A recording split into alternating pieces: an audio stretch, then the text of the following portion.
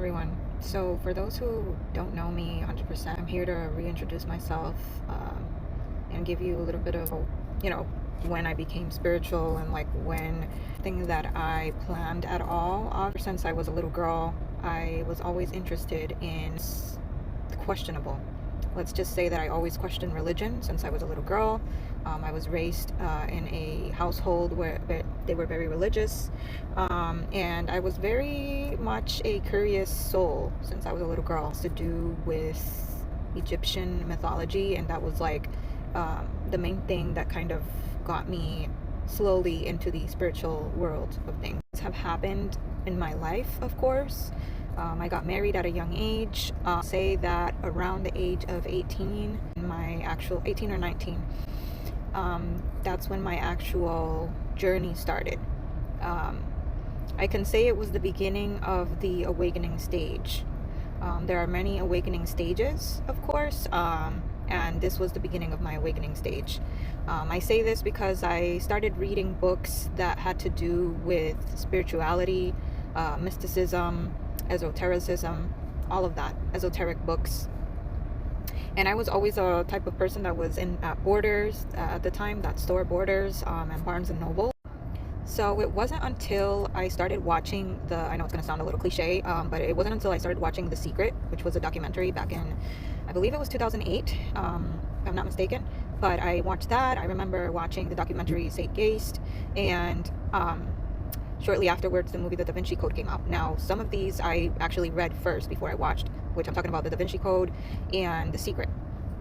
And these were life-changing to me. And I started questioning reality because I was like, well, if they're speaking about the law of attraction, why haven't they taught us about this, right? And then the same thing with like religious beliefs and like God and how, through history they changed his name and all this other stuff, right? Which I'm not going to get into details because I do not want to discuss anything religious. So with that being said, that's when I actually started to read more of the books about past lives, about the law of attraction, about how the universe worked, about UFOs and aliens. Of course, I know many of you remember Ancient Aliens. That was something I used to love to watch. So again, I was always going against the grain. I was never following the crowd. Obviously, I was called strange for it, conspiracy theorist, you name it. So I was really young, and of course I wanted to kind of live my life and be a wife, of course, and enjoy my youth. So I read a lot of these things and I had a lot of knowledge, but I wasn't applying a lot of this stuff. Now I did start doing yoga and meditation around the age of 21, but it wasn't something I did all the time. It was like, whenever I had a chance and I felt like I wanted to relax or whatever, I did it. And we're talking about 2011, 2012, around there. But this is when I really like started seeing the glitch in the matrix, if you want to call it like that. That's what a lot of people use nowadays. But I wanted to enjoy my life, so I never really applied a lot of this knowledge, some, but not all of it. Like I have applied it now.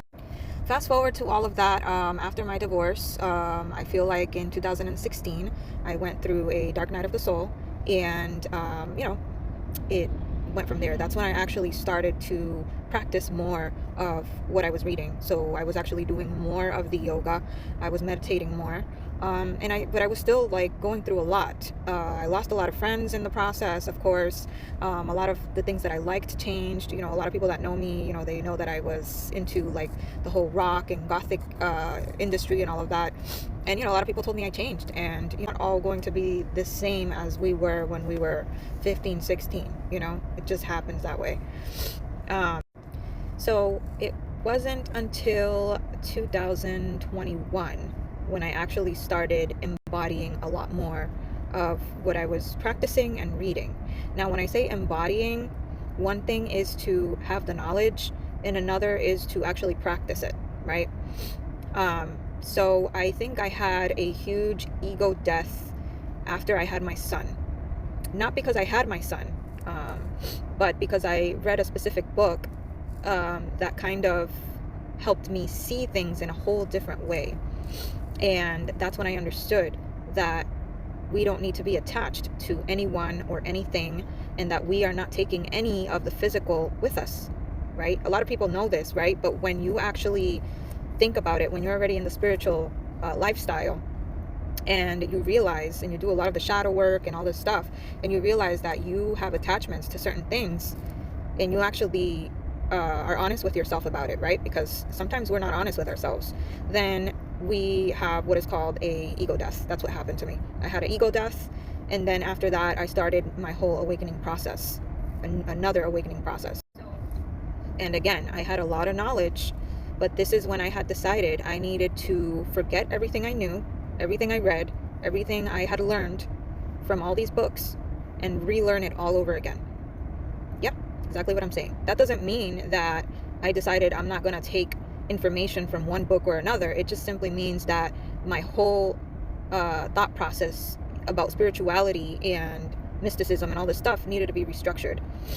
And when this happened, I feel like that's when I actually started finding the right teachers, where I learned a lot more than what I had known from all these books that I had read. And then I understood that the truth or the answers that you seek lie within you, and that if you do the inner work, your outer life will be reflecting what's inside.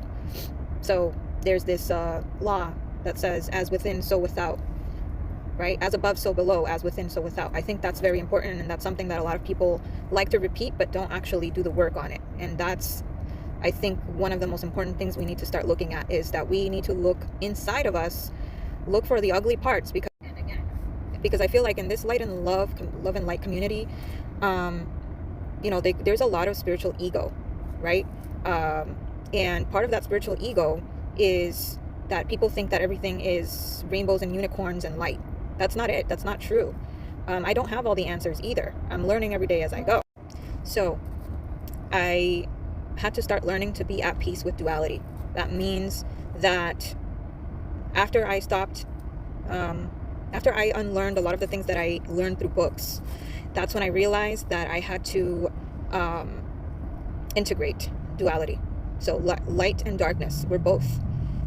And it's being at peace with both, right? And not being in denial that even though we are spiritual beings, we're also humans. And ego is still part of who we are. We cannot bypass ego. So I feel like that's one of the main things that I learned, and that I'm still learning, obviously, along the way, because sometimes I forget I'm human. I'm not perfect.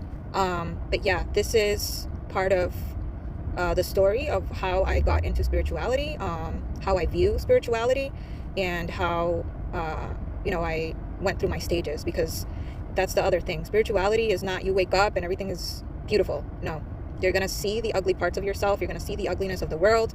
You're going to see that there's a lot more to what they've taught us, and that takes stages. Everybody goes through their own stages. Everybody has to go through their own path. That's the other thing I tell people, because I don't have all the answers. I always learn something new. And this is what I tell a lot of people who ask me questions. Like, I understand why they would ask me questions, but like, each one of us needs to walk our own path and look within for answers. It's not always going to be in books. It's not always going to be on a podcast. It's not always going to be on a documentary. Some of those answers, and the most important answers that we seek, lie within us. So that's my story, or part of my story. If any of you want to know anything else about me, just let me know.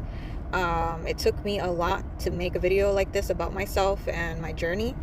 I'm not a person who likes to post about myself like that, or anything about myself in a video, but I feel like I needed to do this so that people understand that it's okay to be different. It's okay to question reality, especially now that everything is finally, people are waking up. People are seeing reality for what it is, finally. And it's going to hurt. It's going to feel like your world is falling apart. But guess what?